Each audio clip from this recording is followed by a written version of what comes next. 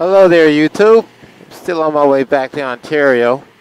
But one of the things I was thinking about here, since I got a couple hundred miles ahead of me, what made you get into motovlogging? I've seen some motovloggers say motovlogging is dead, whatever the case may be. But what made you get into it? I can say that I chose to do this because I was watching other motovloggers, people with gold wings, showing their trips. I was like, oh, I want to do that. And, it gives me an opportunity to showcase my trip or show my trip to the world.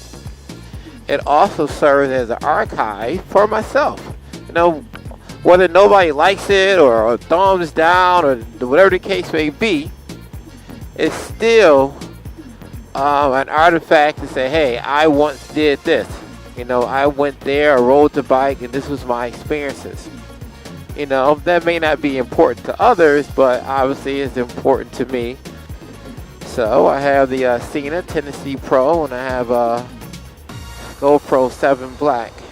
We're stumbling along, falling forward, as some people would say. But the question still remains, what made you get into motovlogging? I know this is a topic that's been covered by other bloggers, but I guess it's my turn.